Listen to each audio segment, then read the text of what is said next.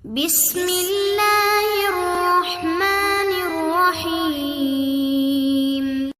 تلاش میں نکلا کہ میں اپنے قافلے والوں کو، حاجیوں کو پانی پلاؤں، لیکن جیسے ہی وہ ایک چشمے کے قریب پہنچا اور وہ اپنی مشکیزے میں پانی بھر رہا تھا، اس کو اس پانی کے اندر ایک عکس نظر آیا کہ بڑا حسین و جمیل عکس تھا، بڑا خوبصورت سا عکس تھا۔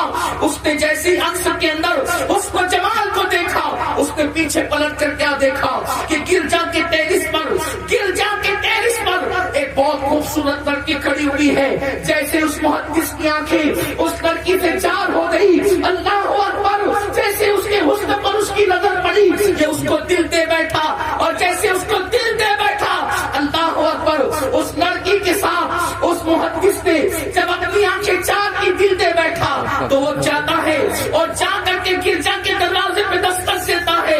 جیسے گرجا کا دروازہ کھلتا ہے، وہ راہب باہر آتا ہے، وقت کا محدث کہتا ہے یہ لڑکی جو ٹیرس پہ کھڑی اس سے آپ کا رشتہ کیا ہے؟ اس شخص نے کہا یہ میری بیٹی ہے، اکلوتی بیٹی ہے۔ کہا کہ اس لڑکی کے ساتھ آپ میرا نکاح کر سکتے ہیں؟ اس راہب نے کہا مگر آپ تو مسلمان ہیں اور میں اپنی بیٹی کا نکاح آپ کے ساتھ کیسے کروں؟ یہ قطعاً نہیں ہو سکتا۔ ابھی وہ کچھ کہنا ہی چاہتا تھا محدث، ایسے کے اندر اس راہب نے کہا مگر ایک راستہ ہے، وہ راستہ یہ ہے کہ میں نے قسم اٹھا رکھی ہے کہ ایک لوتی بیٹی کی شادی میں وہیں پہ کروں گا جہاں میری بیٹی کی مرضی ہوگی، وہ جہاں چاہے میں اس کی شادی کر دوں گا۔ میں اس سے پہلے پوچھ تو لوں، مسلمان کے ساتھ اپنی بیٹی کو نہیں بیاہوں گا، لیکن اس سے پوچھ لیتا ہوں اگر وہ چاہے تو تمہارا کام ہو سکتا ہے۔ علامہ ابن الجوزی فرماتے ہیں کہ جس وقت وہ راہی اندر کو گیا، محدث نے اپنے کان دروازے پر لگا دیے، اور جب دروازے پر کان لگا دیے پھر ہوا کیا ہے کہ بیٹی سے وہ راہی باتیں کرنے لگا۔ بیٹی ایک مسلمان محدث آیا ہے، بغداد کا بہت بڑا محدث ہے اور وہ تیرا ہاتھ مانگتا ہے۔ اس لڑکی نے کہا ایک مسلمان کے ساتھ میری شادی کیسے ہو سکتی ہے؟ مگر میں پہلے اس کو دیکھ تو لوں۔ لڑکی نے دیکھا اور دیکھنے کے بعد کہا کہ اس کے ساتھ میری شادی تو نہیں ہو سکتی، لیکن اس شرط پر کہ اگر یہ عیسائیت کو قبول کر لے، دین محمدی کو چھوڑ دے، اس کے ساتھ میری شادی ہو سکتی ہے۔ اللہ اکبر، ابھی اس لڑکی کے جملے مکمل نہ ہوئے تھے، اس شخص نے فوراً کہہ دیا تم دونوں گواہ ہو جاؤ کہ معاذ اللہ دین محمدی کو چھوڑ دیا اور عیسائیت کو قبول کر لیا۔ اس شخص نے یہ کہہ کر گویا کہ ارتداد کو قبول کر لیا، اب اس کا ایمان گویا کہ چلا گیا۔ میرے آقا صلی اللہ علیہ وسلم کے دیوانوں، آپ اندازہ تو کریں یہ کتنا بڑا امتحان ہے، یہ اللہ کی کتنی بڑی خفیہ تدبیر ہے۔ اللہ اکبر، ہم کہے لگا رہے ہیں لیکن ہمیں ایمان میں خاتمے کی کوئی فکر نہیں، قبر کی تاریخ اور تنگوادی کی کوئی فکر نہیں۔ میرے آقا صلی اللہ علیہ وسلم کے دیوانوں، ہم لوگوں کے ایمان پر تو بہت بحث کرتے ہیں، لیکن کیا کبھی ہم نے اپنے ایمان کا بھی احتساب کیا ہے؟ میرے آقا صلی اللہ علیہ وسلم کے دیوانوں، اس شخص نے اتنے بڑے محدث نے کہہ دیا کہ دین محمدی چھوڑ دیا اور عیسائیت کو قبول کر لیا۔ دوسرا جملہ اس لڑکی نے کہا تو مسافر ہے، تیرے پاس کچھ موجود نہیں ہے تو میرا مہر کیسے تو ادا کرے گا؟ تیرے پاس تو کچھ ہے نہیں۔ اللہ اکبر، اس شخص سے کہا کہ میرا مہر اس طرح ادا ہوگا کہ 1 سال تک کے تجھے ہمارے خنزیر چلانا پڑیں گے، تجھے ہمارے سور چلانا پڑیں گے۔ اس نے اپنا عصا اٹھایا اور کہا کہ میں اس کے لیے تیار ہوں۔ علامہ حضرت امام ابو بکر شبلی فرماتے ہیں کہ اللہ جس عصا سے وہ ٹیک لگا کر کے جمعہ کا خطبہ دیتا تھا، اسی عصا سے وہ سور چلانے لگ گیا۔ جس عصا کا ٹیک لگا کر وہ حدیث کا درس دیتا تھا، اسی سے وہ سور چلانا شروع کیا۔ عیدین کا خطبہ جس عصا سے ٹیک لگا کر کے دیتا تھا، اس سے وہ سور چلانے لگ گیا۔ میرے پیارے آقا صلی اللہ علیہ وسلم کے دیوانوں ذرا توجہ تو کریں، اللہ اکبر، ابھی وہ سور چرانے کھیتوں میں چلا گیا ہے، ایسے میں اس کے شاگرد اٹھے اور لوگوں سے ایک دوسرے سے پوچھتے تھے استاد کہاں ہے، استاد کہاں ہے؟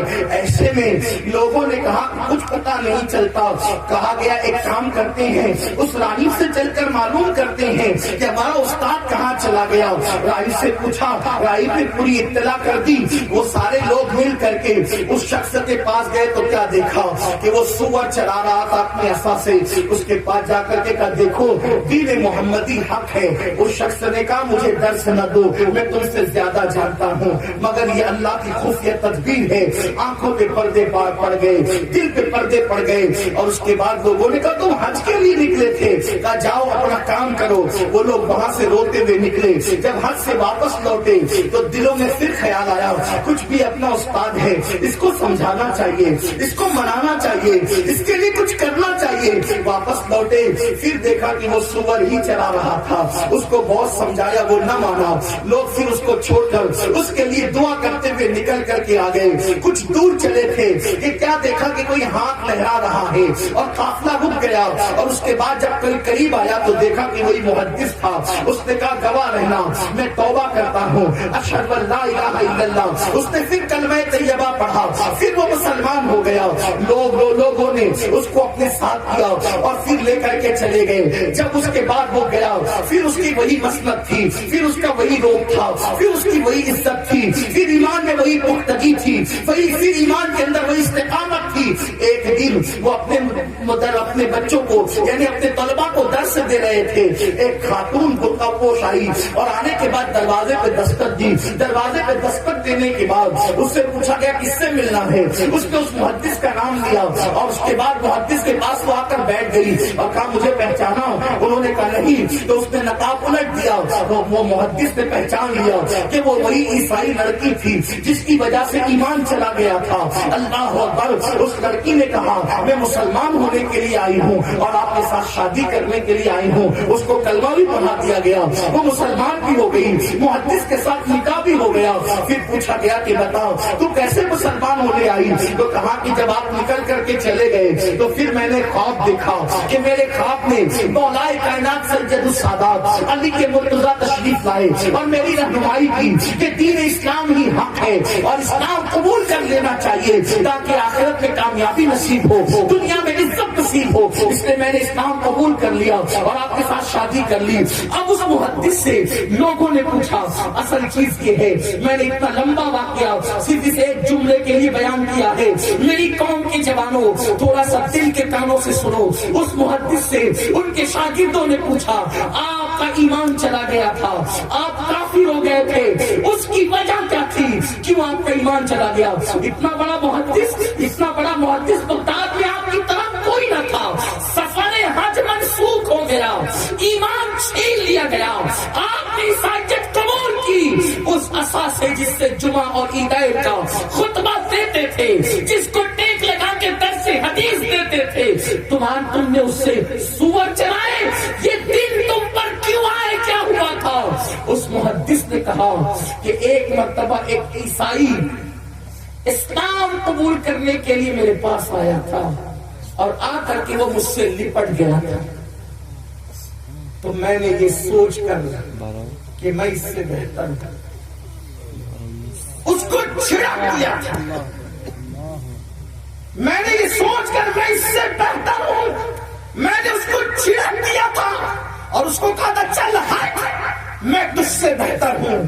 تو اس عیسائی نے جاتے جاتے کہا تھا محدث صاحب اللہ کی نگاہ میں کون بہتر ہے یہ تو اللہ جانتا ہے، اور وہ کلمہ پڑھ کے پھر مسلمان ہوا۔ وہ محدث کہتے وہ تو پھر خانقاہ میں مصروف عبادت ہو گیا اس ایک جملے کی وجہ سے کہ میں تجھ سے بہتر ہوں۔ میں نے ایک شخص کا اس کا جو توبہ کرنے اور کلمہ پڑھنے آیا تھا اس شخص کا میں نے دل دکھایا تھا، صرف اس کا دل دکھانے کی وجہ سے اتنے دن کے لیے مجھ سے ایمان چھین لیا گیا اور عیسائیت کی ذلت میں مجھے ڈال دیا گیا۔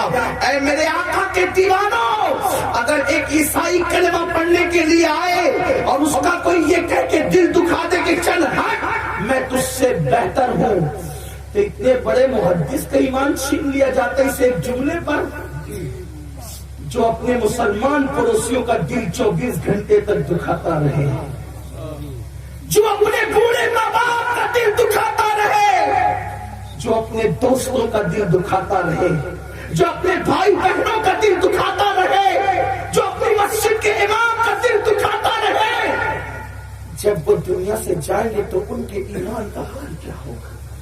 اور بڑی بات یہ جو نبی